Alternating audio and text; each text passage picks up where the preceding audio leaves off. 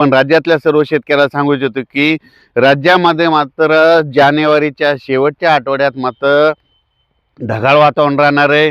आणि सांगायचं झालं तर उत्तर प्रदेश, मध्य प्रदेश, गुजरात, राजस्थान, हरियाणा, पंजाब, हिमाचल प्रदेश, काश्मीर, जम्मू काश्मीर त्या भागामध्ये पाऊस पडणार असल्यामुळं महाराष्ट्रातल्या काही भागांना त्याचा असर होईल. त्याच्यामध्ये पूर्व विदर्भामध्ये वर्धा, नागपूर, भंडारा, गोंदिया, चंद्रपूर, अकोला, अमरावती, अकोला, यवतमाळ, नांदेड, हिंगोली, परभणी, सोलापूर ह्या पट्ट्यामध्ये काय होणार आहे की त्या वातावरणाचा म्हणजे 26-27च्या दरम्यान खूप आभाळ येईल आणि तुरळक ठिकाणी थेंब देखील येण्याचा अंदाज आहे. म्हणून हा अंदाज लक्षात घ्यायचा.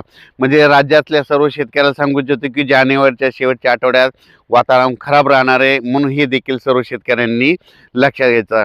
मग जर आभाळ आलं तर राज्यामध्ये धुकं देखील राहते. आता देखील धुकं आहे. म्हणून हे सर्व शेतकऱ्यांनी लक्षात घ्यायचं. राज्यामध्ये सातारा, सांगली, सोलापूर, कोल्हापूर, पुणे, कोकणपट्टी या भागामध्ये काय होणार आहे 21 तारखेपासून आभाळ यायला सुरुवात होणार आहे. म्हणून त्या शेतकऱ्यांनी आपण आपल्या फवारणीचे नियोजन करायचं.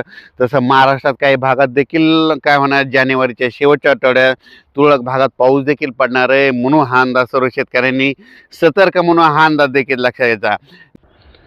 राज्यामध्ये सातारा, सांगली, सोलापूर, कोल्हापूर, पुणे, कोकणपट्टी या भागामध्ये काय होणार आहे 21 तारखेपासून आभाळ यायला सुरुवात होणार आहे. म्हणून त्या शेतकऱ्यांनी आपण आपल्या फवारणीचे नियोजन करायचं. तसं महाराष्ट्रात काही भागात देखील काय होणार जानेवारीच्या शेवटच्या आठवड्यात तुरळक भागात पाऊस देखील पडणार आहे. म्हणून हा अंदाज सर्व शेतकऱ्यांनी सतर्क म्हणून हा अंदाज देखील लक्षात घ्यायचा. पण जानेवारीच्या शेवटच्या आठवड्यात मात्र वातावरण खराब होणार आहे. म्हणून हा अंदाज सर्व शेतकऱ्यांनी लक्षात घ्यायचा.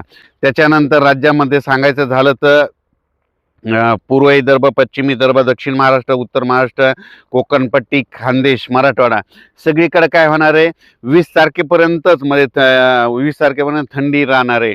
21 पासून राज्यामध्ये थोडं अंशतः ढगाळ वातावरण यायला सुरुवात होणार आहे. 21ला थोडं वाढणार आहे, 22ला आणखीन वाढेल, 23ला त्याच्यापेक्षा जास्त वाढेल, 24 पासून संपूर्ण महाराष्ट्रात वाढेल आणि 25-26ला मात्र संपूर्ण महाराष्ट्रात सूर्यदर्शन देखील दिसणार नाही. म्हणून हे देखील सर्व शेतकऱ्यांनी लक्षात द्यायचं.